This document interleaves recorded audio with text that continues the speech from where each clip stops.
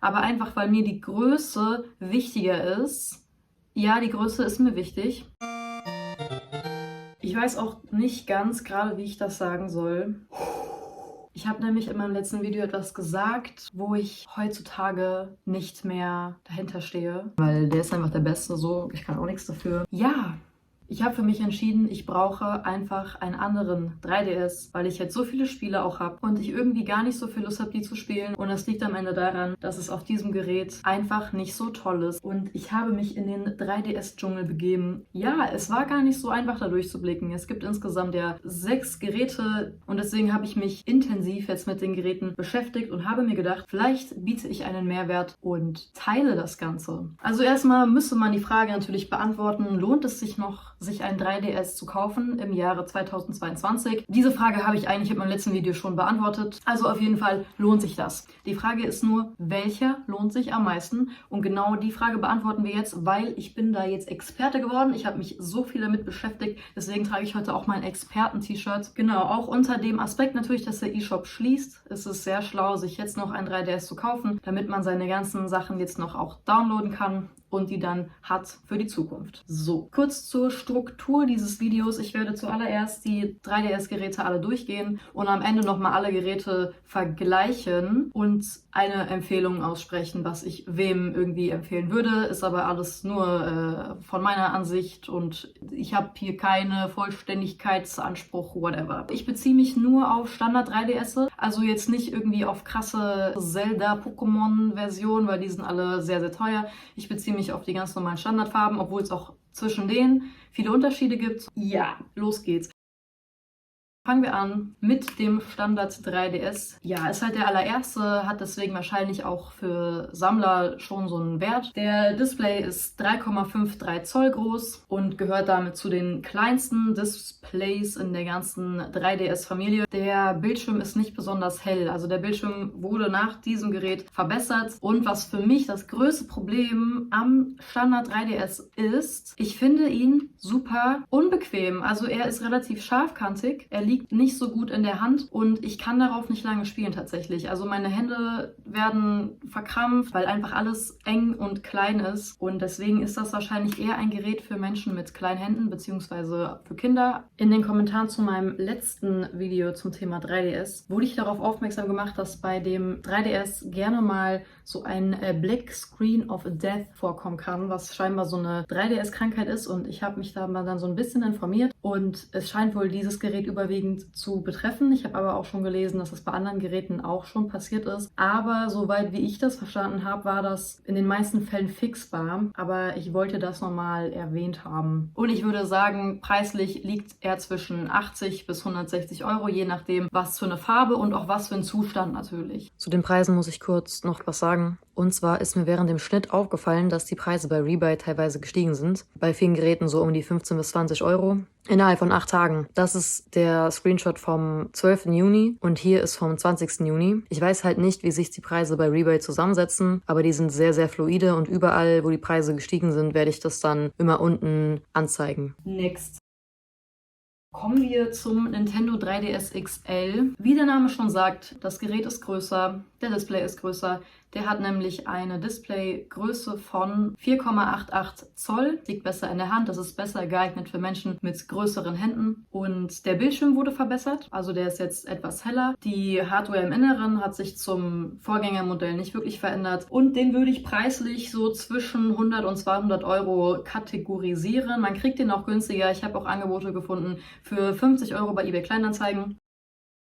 Jetzt kommen wir zum New 3DS und da hat sich ja schon ein bisschen was verändert. Der ist nämlich zum einen schon mal größer als der 3DS, aber natürlich kleiner als ein XL-DS und der hat nämlich eine Displaygröße von 3,88 Zoll und hat so ein paar neue Features. Ne? Man hat ja einen zusätzlichen Analogstick bekommen, 2 weitere Schulterknöpfe hinten. Dann hat er noch eine verbesserte 3D-Nutzung. Bei den Geräten davor war es ja so, dass das 3D nur funktioniert hat, wenn man wirklich kerzengerade, sag ich mal, vor seinem Gerät saß. krass. Dann hat der New 3DS noch einen besseren Prozessor, das heißt, er ist insgesamt schneller. Und eine Besonderheit ist noch beim New 3DS, das kann auch nur der, dass man die Faceplates austauschen kann. Also dieses am Gehäuse und dann sieht auf einmal der DS aus wie ein ganz neuer DS. Und der New 3DS hat auch einen NFC-Reader, mit dem man Amiibos direkt am Gerät einlesen kann. Ah genau, ab dem New 3DS kann man vielleicht auch noch erwähnen, dass keine SD-Karten mehr verwendet werden, sondern ab jetzt halt Micro-SD. Ja, man muss beim New 3DS das Gerät aufschrauben, um an die Micro-SD-Karte dran zu kommen. Den New 3DS würde ich einordnen in so eine Preiskategorie von ungefähr 120 € bis 250 €. Ich habe mich jetzt mal daran orientiert, aber eBay Kleinanzeigen, da gibt es auch noch andere Angebote, also eBay Kleinanzeigen, Leute. Jetzt kommen wir zum New 3DS XL. Displaygröße von 4,88 Zoll, also gleiche Displaygröße wie beim DSi. Oh, was für DSi? Ich komme durcheinander. Wie beim 3DS XL. Genau. Es gibt keine austauschbaren Faceplates mehr. Es ist der schwerste von allen 3DSs. Der wiegt nämlich, ich habe es alles aufgeschrieben, 329 Gramm. Achso, und auch die Micro-SD-Karte ist wie beim New 3DS nicht frei zugänglich. Muss man auch aufschrauben, den Bums. Und das Gerät habe ich jetzt mal preislich eingeordnet von 130 € bis 260 €. Also man findet gute Angebote, teilweise auch ein bisschen günstiger. Also es gibt auch Angebote für 80 €. Aber da ist dann sehr oft das Gerät wirklich nicht mehr so schön. Also das hat dann viele Gebrauchsspuren. Und das wollte ich auch noch erwähnen. Ich weiß nicht, woran das liegt, aber mir ist einfach beim Stöbern aufgefallen, dass es bei dem New 3DS XL oft der Fall ist, dass der Lack abgeblättert ist. Und ich weiß nicht, ob das jetzt beim New 3DS XL wie so eine kleine Krankheit ist. Jetzt haben wir die 3DS alle durch, aber es gibt ja auch noch den 2DS. Was? Der 2DS ist quasi ein 3DS ohne 3D-Funktion und auch noch ohne ein paar andere Sachen. Er ist nämlich nicht klappbar und hat deswegen einfach diese etwas klobig wirkendere Form. Der Bildschirm ist genauso groß wie beim 3DS, also auch 3,53 Zoll und hat damit auch den kleinsten Bildschirm aus der 3DS-Familie, zusammen mit dem 3DS. Und wie der Name schon sagt, hat der 2DS keine 3D-Funktion und auch keinen Stereo-Sound, also nur Mono-Lautsprecher. Was ich für Vorteile aber sehe beim 2DS, ist einmal natürlich der Preis, ist halt so ein günstiges Einsteigermodell, aber Vorteil Nummer 2, wenn man jetzt mal hier vergleicht, ich habe hier mein 3DS und wenn ich hier meinen Daumen drauf habe, dann ist der total geknickt und es ist halt super eng. Und bei dem 2DS ist es mehr hier oben und man spielt quasi eher mit gestrecktem Daumen und ich muss ganz ehrlich sagen, ich fand es angenehm. Also ich fand, der lag super in der Hand und ich fand das sehr angenehm zu spielen, also angenehmer als hier. Und man kriegt den halt super günstig. Ja, man kriegt den schon ab 50 €. Also wenn man jetzt ein cooles Modell haben will, dann vielleicht der 140 €. Ich habe sogar ein Angebot gesehen für 35 €. Also den kriegt man wirklich, wirklich günstig und ist da vielleicht ganz cool. Und dann kommen wir jetzt noch zu dem neuesten Gerät, und zwar der New 2DS XL.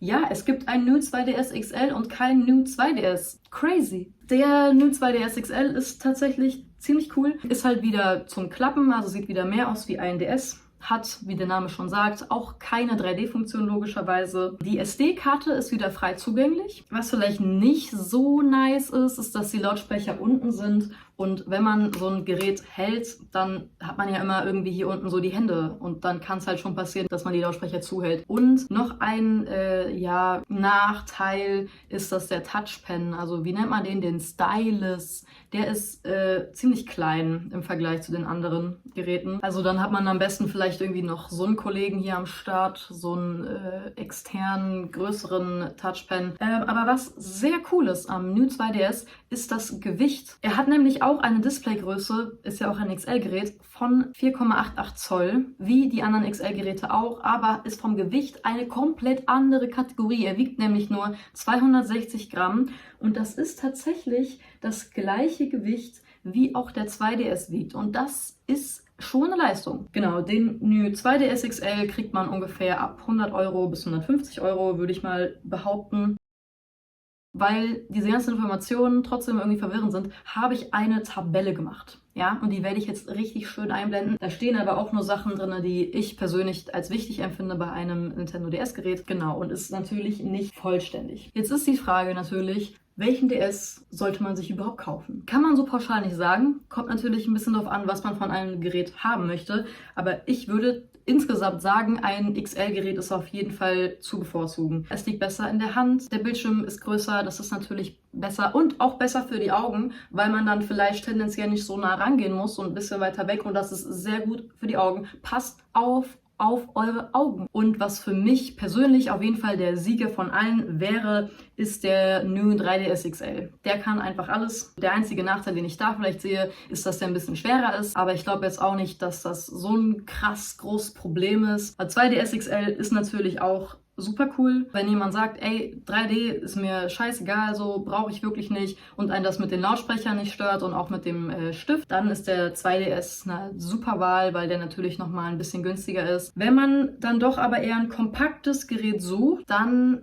steht man natürlich zwischen 3DS, New 3DS und dem 2DS. Und ich würde sagen, wenn man das Kompakteste sucht, das allerkompakteste, was geht, dann wäre das der 3DS. Also keine Ahnung, vielleicht wenn man ein Backpacker ist und man möchte unbedingt einen Nintendo DS dabei haben, dann würde ich den nehmen. Weil den kann man super gut klappen und der ist leicht, und dann ist der auf jeden Fall da der Beste. Der ist einfach der Beste so. Aber ob sich das dann wirklich lohnt, weiß ich nicht, weil ansonsten hat er für mich einfach keine Vorteile. Den 2DS würde ich Leuten empfehlen, die nicht so viel Geld ausgeben möchten oder können, aber trotzdem gerne einfach ein bisschen zocken wollen. Vielleicht eher für Leute, die jetzt nicht so intensiv spielen, oder halt auch für Kinder ist der, glaube ich, auch ganz cool. Und wenn niemand einfach einen einen klassischen Standard-DS haben möchte und kein XL-Gerät, dann würde ich den New 3DS empfehlen, weil der ist dazwischen, der kann alles, der ist nicht ganz so groß, nicht ganz so schwer. Ich persönlich würde mir zum Beispiel wahrscheinlich eher noch einen 3DS XL aber kaufen als ein New 3DS,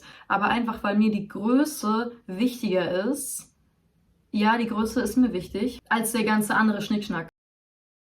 So, das ist aber jetzt eigentlich ja nur für Leute, die noch gar kein 3DS haben. Was ist denn, wenn man schon ein Gerät hat? Lohnt es sich noch aufzurüsten? Das kommt drauf an. Hätte ich statt einem normalen 3DS, hätte ich einen 3DS XL, würde ich wahrscheinlich nicht aufrüsten, weil für mich der größte Nachteil an diesem Gerät einfach nur die Größe ist. Und ich habe bisher die Funktion von einem New 3DS nie irgendwie vermisst. Es gab auch nie Spiele, die ich deswegen nicht spielen konnte, die mich irgendwie interessiert haben. Es sind auch nur wenige exklusive New 3DS-Spiele, die es gibt. Bei einem 3DS würde ich aufrüsten, also würde ich empfehlen, und bei einem 2DS genauso. Ich habe mir nämlich ein New 3DS XL auch jetzt bestellt über eBay Kleinanzeigen. Der sollte morgen ankommen. Ich bin so gespannt und so aufgeregt, und ich hoffe, die beiden werden sich gut verstehen und stehen da nicht in irgendeiner Konkurrenz um mich. Ich hoffe, das war jetzt alles nicht so krass durcheinander, aber mit meiner Tabelle hat man sowieso den Überblick. Diese Tabelle ist der Shit. Und wenn wir jetzt schon dabei sind, über 3DS-Käufe zu sprechen und was da alles zu beachten ist, möchte ich kurz noch über eBay Kleinanzeigen reden. Ich habe mir nämlich jetzt einen 3DS bestellt und er ist auch angekommen per Versand. Und das ist das erste Mal, dass ich bei eBay Kleinanzeigen eine schlechte Erfahrung gemacht habe. Bei dem Gerät war es jetzt der Fall, dass in der Beschreibung stand, dass der technisch einwandfrei ist, dass auch die Bildschirme top sind und alles tutti frutti, beste Leben. Aber ist halt leider nicht so. Ich meine, mir war schon klar, dass das ein gebrauchter DS ist, der auch ein paar Macken hat. Das war auch auf den Bildern zu sehen, alles gar kein Thema. Aber die Bildschirme sind nicht einwandfrei. Der Touchscreen zum Beispiel hat starke Kratzer, die man wirklich spürt. Und der obere Bildschirm, da ist irgendwie die Bildschirmleuchte kaputt. Dazu stand nichts in der Beschreibung. Plus, mir ist dann auch noch aufgefallen, dass das Mikrofon von dem Gerät einfach defekt ist und da geht gar nichts. Und deswegen ist mein Tipp, vertraut nicht hundertprozentig den Artikelbeschreibungen, sondern fragt lieber nochmal nach. Wenn es geht, natürlich am besten das Gerät abholen, selber angucken, selber checken, aber ist halt in der Praxis nicht unbedingt einfach. Ich will einfach nur dazu sagen, eBay Kleinanzeigen hat natürlich seine Tücken. Auf anderen Seiten sind die Geräte allerdings sehr viel teurer, aber da hat man den Vorteil, dass man die zumindest zurückschicken kann, dass sie irgendwie getestet sind, weil ich muss jetzt gucken, was ich hiermit mache. Ich habe zu ihm gesagt, ich möchte es gerne zurückschicken. Mal gucken, ob er es macht. Ich habe zum Glück das Gerät mit PayPal Käuferschutz gekauft, dass ich zumindest so ein bisschen abgesichert bin. Und das würde ich aber auch zumindest empfehlen, dass ihr zumindest euch den Käuferschutz gönnt. Man kann den ja auch selber zahlen. Also eigentlich zahlt ja der Verkäufer den Käuferschutz, aber man kann auch einfach sagen, ich als Käufer übernehme die Kosten und dann geht das. Ja, seid da ein bisschen vorsichtig unterwegs. Meine Suche nach einem New 3DS XL geht jetzt weiter, aber ich gebe nicht auf und hoffe, dass ich das mit dem noch irgendwie gebacken bekomme. Ja, wie das da jetzt weitergeht mit diesem Gerät, kann ich, weiß ich nicht, vielleicht in den Kommentaren Updates geben oder so, wenn das irgendjemanden interessiert. So, dann kommen wir jetzt noch zu einem kurzen Fazit. Natürlich ist es am Ende des Tages einfach eine Präferenzsache und natürlich auch eine Geldsache. Ja, muss natürlich am Ende jeder selber wissen. Für mich ist der Sieger der New 3DS XL, aber auch der hat natürlich irgendwie so seine Nachteile und es kommt einfach ganz drauf an, was einem wichtig ist bei einem 3DS. Ne? Am Ende sind es nämlich auch die inneren Werte. Meiner wird auch ein paar Gebrauchsspuren haben, aber das ist mir egal, weil der hat die gute Hardware und ein gutes Herz. Genau, benutzt einfach am besten meine Tabelle. Ich hoffe, man hat einen Überblick bekommen über die Situation. Als ich das gesagt habe, habe ich das wirklich so gemeint, aber ich fühle einfach nicht mehr so. Und das tut mir so leid. Oh mein Gott. Er ist immer noch der Beste unter den 3DSen. Also, fuck hell. Also. Ja. Ja, das schneide ich raus. Ja, obwohl, würde ich gar nicht. Nee. Fuck. Oh, schwierig. Okay. Ja. Der Bildschirm ist einfach so mini. Ich bin so stolz auf die Tabelle.